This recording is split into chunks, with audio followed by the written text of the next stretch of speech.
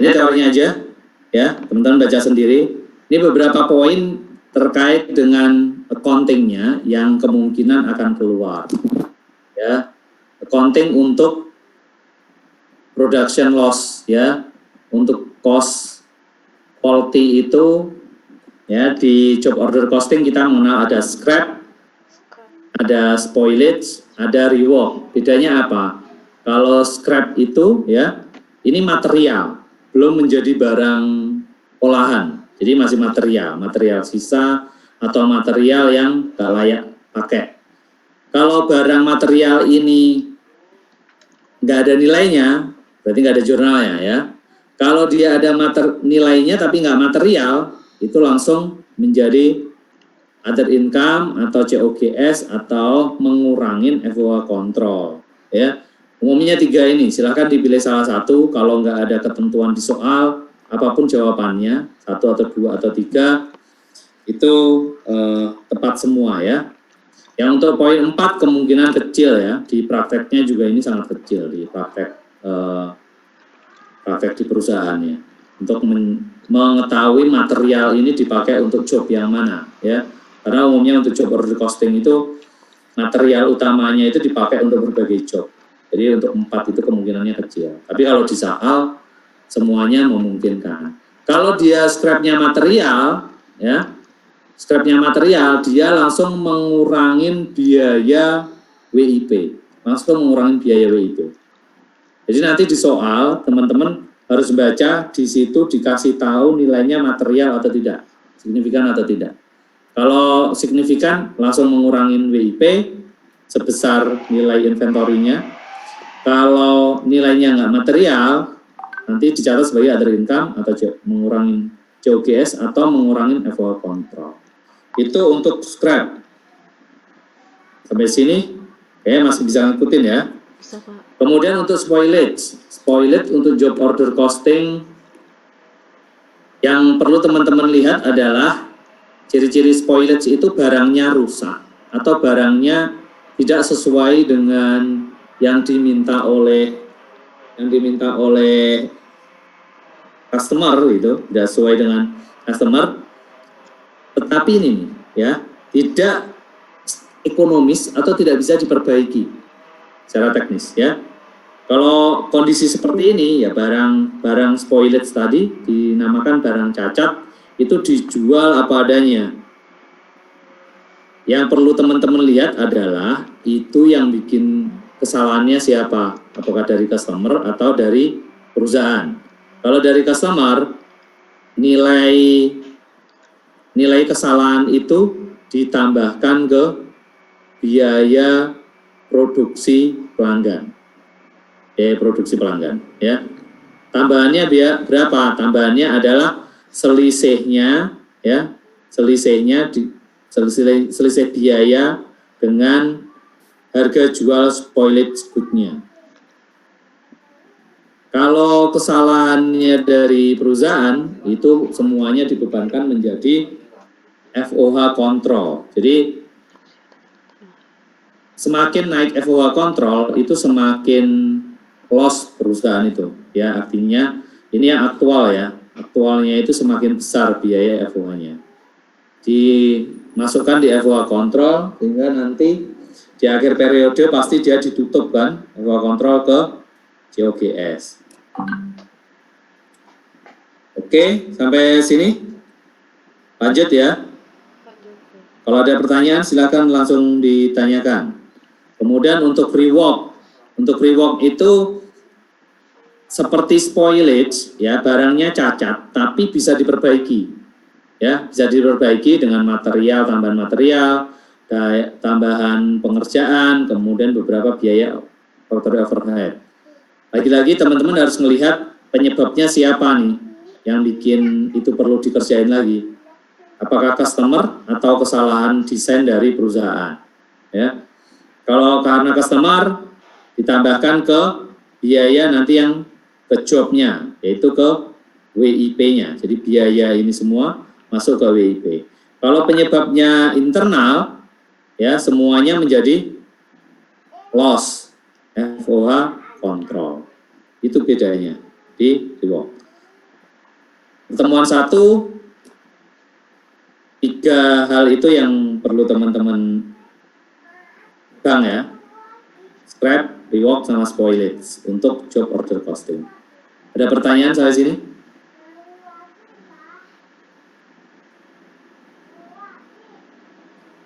Kalau nggak ada, kita lanjutkan untuk materi review pertemuan kedua ya. Kalau ada pertanyaan silakan langsung ditanyakan ya. Di pertemuan kedua sedikit tricky karena dia menggunakan proses costing ya. Untuk proses costing itu kesalahan internal sama eksternal. Eksternal bukan pelanggan, tapi biasanya eksternal itu kondisi alam atau bencana alam. Kondisi alam contohnya kalau air itu dipanaskan menguap, ya. Kemudian kalau bencana itu misalkan ada bencana alam, contohnya banjir, kebakaran, atau pencurian, atau banyak hama tikus gitu. Itu contoh-contoh yang disebabkan oleh eksternal. Untuk proses costing, teman-teman, nanti ada internal sama eksternal aja pembedaannya. Ya, internal sama eksternal. Yang perlu teman-teman perhatikan, ya, kalau kesalahannya internal selalu menjadi loss. Kalau kesalahannya eksternal, itu dibebankan ke biaya produksi semua. Ya, sama kayak yang job order. Cuman di sini, PR bagi teman-teman adalah pendekatannya nanti average atau FIFO. Pendekatan average atau FIFO, teman-teman harus kembali lagi memahami mengenai equivalent unit. Ini tahap paling utama ya, karena sekali tahapan equivalent unit ini teman-teman lewat atau tidak tepat, otomatis ke bawahnya itu akan berpengaruh. Dan itu sayang banget ya, karena ini pondasinya nih. Hitung equivalent unit. Dan ini akan membedakan nanti antara average sama FIFO ya, sama FIFO. Oke, kemudian contohnya eksternal itu di sini adalah normal production shrinkage contohnya ya, tadi yang menguap, air menguap. Jadi kalau air dimasak jumlah galonnya aja ada yang hilang 5 contohnya. Hilang 5. Ya. Nanti perlakuannya seperti apa di sini? Jadinya kalau karena penyebab alam eksternal ya, itu semua biayanya nanti ditimpakan ke biaya produksi. Makanya yang diakui equivalent unit sebagai nanti pembagi itu hanya 25. Sehingga biayanya semuanya masuk ke 25. Ya. Semua biayanya ini masuk ke total nih, total unit yang equivalent yang diproduksi. Yang hilang dianggap hilang unitnya, tapi biayanya diserap ke yang masih ada. Itu konsep untuk normal shrinkage. Itu untuk pertemuan kedua ya. Untuk perhitungannya teman-teman nanti silakan latihan. Ada pertanyaan?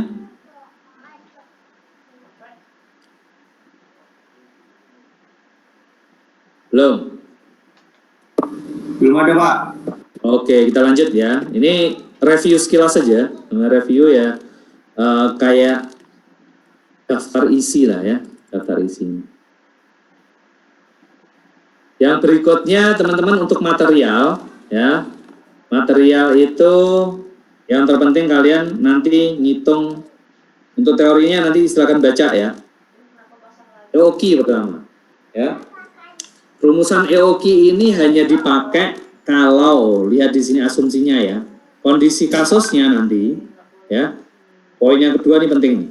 Jumlah unit yang dipesan itu konstan. Poin yang ketiga, permintaan barang, ordering cost, carrying cost, dan lead time-nya diketahui.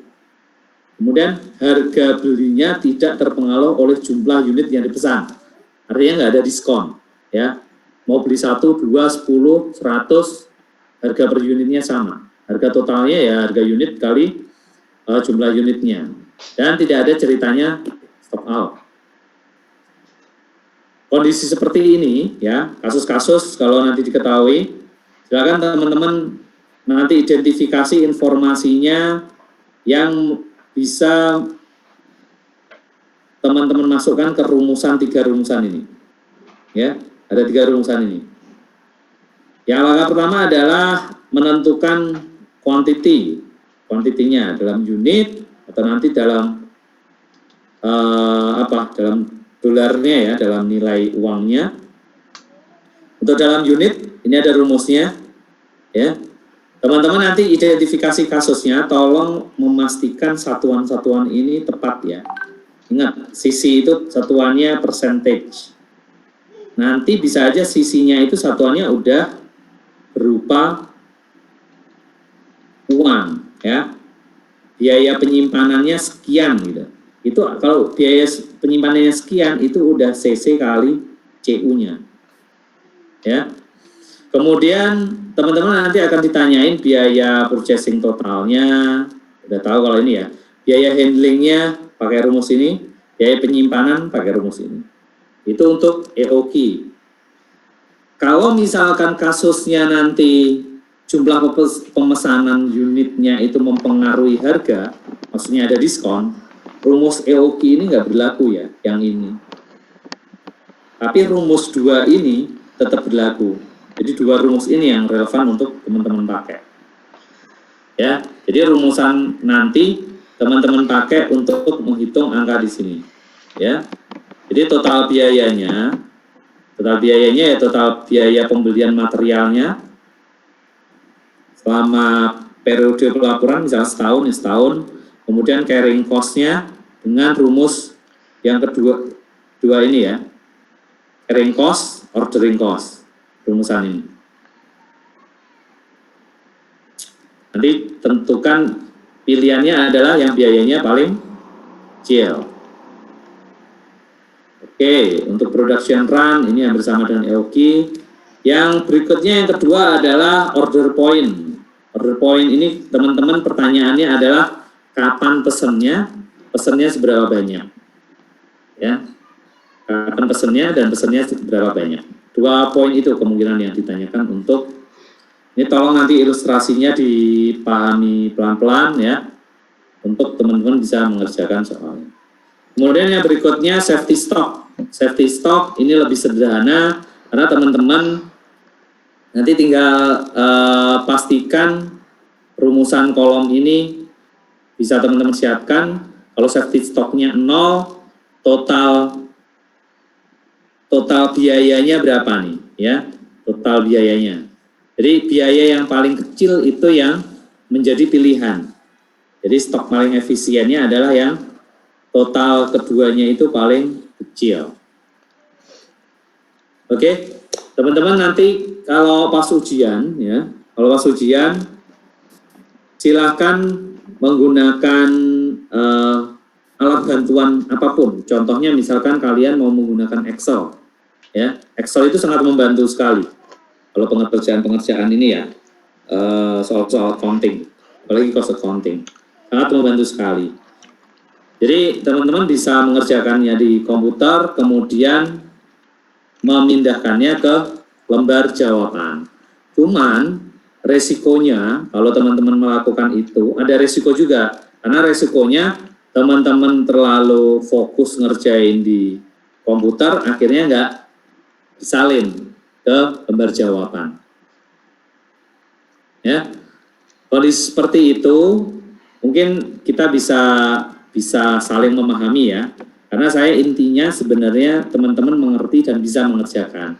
Kalau kondisinya seperti itu, ya bagi teman-teman yang mengerjakannya di komputer dulu, ya tidak langsung di lembar jawaban, silahkan pada menit terakhir, pas harusnya jawaban teman-teman itu diupload ke sekretariat, teman-teman foto jawaban dari komputer atau filenya yang ada di laptop atau di PC teman-teman, langsung kirim ke WA saya, ya, kirim ke WA saya, atau kirim ke Rifki di sini ya, biar nanti dilanjutkan ke saya. Tapi kondisi tadi jangan sebagai pembenar ya, akhirnya teman-teman nggak ngerjain di lembar jawaban. Karena lembar jawaban itu yang menjadi dasar oleh koordinator tim di sekretariat untuk melihat apakah nilai, oh ini udah habis nih meetingnya ya. Halo Rifki, masih lanjut? Nah, itu dikasih yang Unlimited? jadi bisa lebih dari itu. Bisa lanjut. Oke, kita lanjutkan ya, cepat aja. Sepertinya ini Zoom-nya nanti udah habis nih masanya. Enggak Pak, itu udah unlimited Pak. Oh ini unlimited ya? Oke, Iya. thank you. Sip, ya, jadi gitu ya, untuk pengerjaan nanti pas ujian, mudah-mudahan teman-teman lancar semua lah ujiannya. Yang lainnya udah, ini enggak ada. Jadi di sini EOKI, ya, di pertemuan ketiga ini EOKI sama penentuan mengenai kapan sama berapa banyak yang diorder. Isunya itu. Oke, kita lanjutkan kalau nggak ada pertanyaan. Ada pertanyaan sampai sini?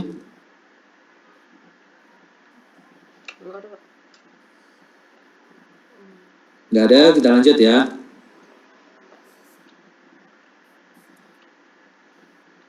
Yang keempat, breakfast costing, just in time. Ini teman-teman harus ngafalin dan mahamin, karena ini jurnal. Pure journal. Trikinya adalah teman-teman harus baca soal yang di breakfast nanti apa. Kira-kira perusahaan itu akunnya apa? Ya, akunnya apa? Yang dipunyai perusahaan itu. Itu yang untuk jurnal ya. Nanti jurnal. Karena kemungkinan misalkan perusahaan, ini contohnya kasusnya menggabungkan raw material dengan work in process menjadi raw and in process. Mudah-mudahan soalnya kasusnya juga hampir sama kayak gini ya. Tapi ada kasus yang lain dia nggak punya finish good, ya. Jadi trikinya untuk backflash costing atau just in time, untuk just in time, teman-teman baca kasusnya perusahaan itu meng-backflash inventory yang apa. Perusahaan ini punya struktur inventorinya apa aja, ya. Itu yang terpenting. Kemudian kalian menyesuaikan nanti jurnalnya. Ya, kalau dia nggak punya finish good, jangan pernah nyatet ada akun finish good. Kalau dia nggak pernah punya akun WIP, jangan pernah nyatet akun yang di sininya ada WIP. Jadi tergantung nanti akunnya perusahaan itu apa ya, ngikutin. Itu untuk pertemuan keempat. Jadi di sini seperti akuntansi keuangan sebenarnya. Kalian intinya adalah membuat jurnal sesuai dengan akun yang dipunyai oleh perusahaan. Itu untuk pertemuan keempat, kemudian pertemuan kelima itu terkait 56 terkait FOH ya. Yang kelima terkait FOH. FOH ini isunya adalah bagaimana mengalokasikan biaya yang dikumpulkan di service departemen ke production departemen.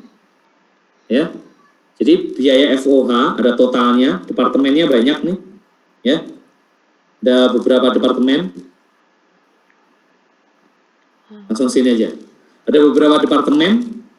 Nanti ini contohnya ada 4 departemen ya. Departemen produksi, departemen servis. Tugas kalian adalah memastikan biaya yang ada di servis ini dialokasikan semuanya ke departemen produksi. Itu tugas utamanya, teman-teman ya. Nanti pastikan nilai servis departemen itu akhirnya 0 dan total dari A, B, Y, Z sama dengan total AB setelah dialokasikan semuanya. Harus sama, sininya harus 0. Kalau masih ada sisa berarti kemungkinan teman-teman salah menghitung ya. Dihafalkan nih 3 metode. Direct method berarti service ke produksi. Service hanya memberi ke produksi. Ya. Ini hanya ngasih ke departemen produksi. Kalau step atau namanya lainnya sequential method, ya, ini departemen service memberi departemen service yang lain, tapi dia nggak menerima dari departemen service yang sudah dikasih. Jadi kalau udah ngasih nggak menerima, udah ngasih nggak menerima ya. Nanti yang service berikutnya itu memberikan ke departemen produksi. Urutannya nanti di soal diperhatikan ya, urutannya seperti apa. Kalau nggak ada keterangan urutannya seperti apa, urutkan dari yang punya biaya paling besar. Dia yang pertama, biaya yang paling besar. Ya, contohnya ini nih, dari Y paling besar ngasih ke Z. Setelah gitu Z ke A dan B. Itu untuk step method. Selanjutnya simultan method ya. Ini yang kemungkinan besar sering keluar.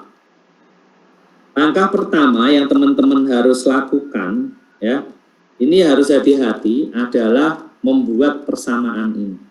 Karena kemungkinan besar di soal itu nggak dikasih tahu ini. Jadi bentuknya masih bentuk narasi gitu, kayak cerita. Jadi teman-teman pastikan nanti mengenali departemen produksinya mana, departemen servisnya mana. Departemen servis itu akan ngasih ke servis lain sama departemen produksi itu masing-masing berapa poin, berapa porsinya. Kemudian teman-teman pastikan persamaan departemen servisnya kalian bikin karena saling memberi ya, saling memberi, saling menerima. Persamaan ini sangat penting karena sekalinya persamaan ini tidak tepat, ke bawahnya kemungkinan besar juga tidak tepat. Jadi pastikan persamaan ini dulu, langkah pertama benar. Kalau ini udah benar, kemungkinan untuk pengerjaan substitusinya, saya yakin teman-teman yang udah bisa masuk STAN ini bukan hal yang sulit untuk menentukan hasil dari substitusi dua persamaan ini. Kemudian berikutnya kalian distribusikan dari servis ke produksi. Z ngasih Y, Y ngasih Z, kemudian kalau udah ketemu semua, kasihkan semuanya ke AB. Ya, ke AB. Sampai di sininya pastikan 0, total di sininya sama. Itu untuk simultan. Ini pertemuan kelima. Sudah selesai ya. Kita masuk ke pertemuan ke-6. Pertemuan ke-6 apa? FOH lagi ya. Masih FOH, tetapi kita fokusnya ke EBC.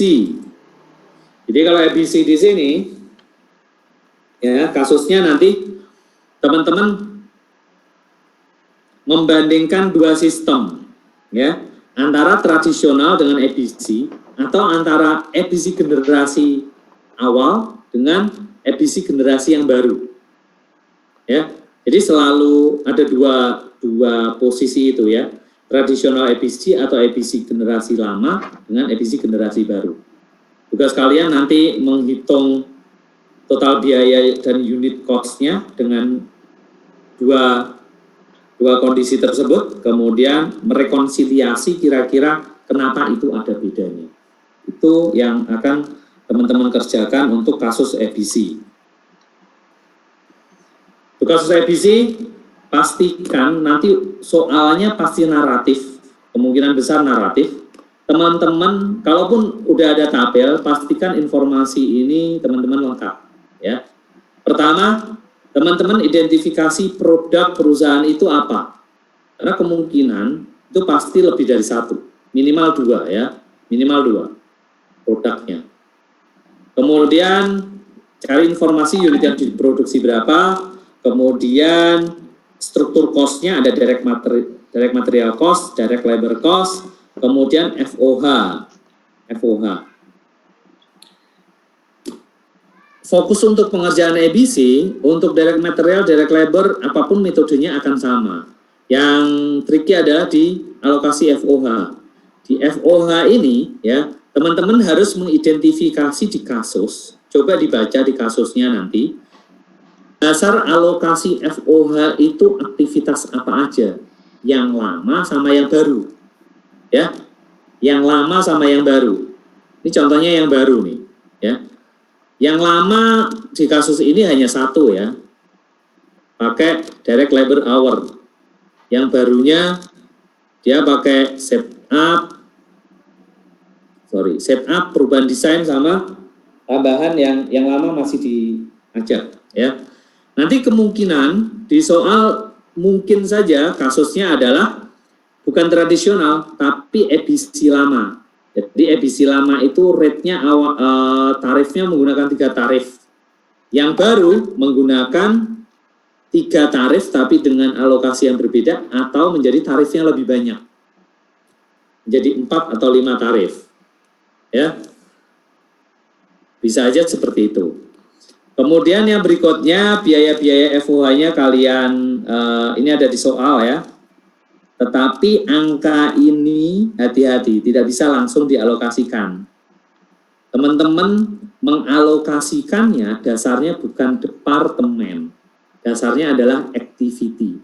Sehingga langkah kalian memastikan biaya 3 juta ini yang dari total departemen-departemen ini ya, kalian convert nanti ke activity. Nih, setup 800, ubah desain 600, FOH lain-lain yang di LH tadi 1.600.000. Angka di sinilah, convert ke activity inilah yang menjadi dasar nanti untuk alokasinya. Di sini ya, antara tradisional dengan EBC. Ya. Yang menjadi dasarnya nanti adalah biaya-biaya yang activity-nya. Setelah itu, teman-teman melakukan rekonsiliasi karena hasilnya pasti berbeda untuk totalnya. Ini totalnya sama biaya per unitnya. Kenapa ini beda? Bedanya kemungkinan besar adalah, bukan kemungkinan, ini pasti dari rate alokasi FOH-nya.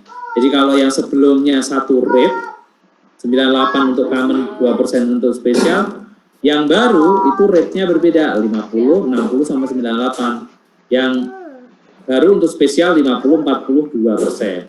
Jadi ada selisihnya di sini ya. Selisihnya rate-rate yang mana? Itu yang menjadi dasar untuk rekonsiliasi sehingga nilai totalnya antara yang tradisional dengan yang EBC itu bisa diidentifikasi sumbernya dari mana. Ini sumbernya ya. Sehingga angka ini bisa di-match-kan, direkonsiliasikan. Itu teman-teman semua, review untuk pertemuan kita untuk materi ujian akhir semester. Gimana? Terlalu cepat ya?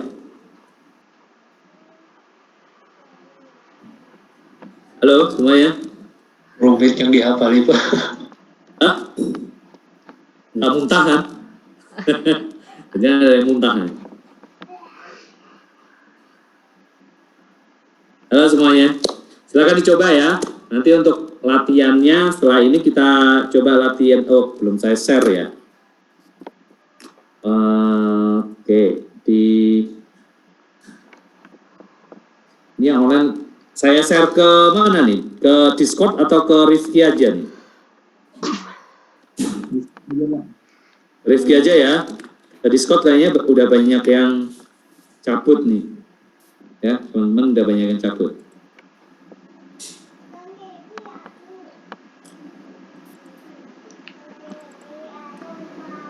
Bentar ya.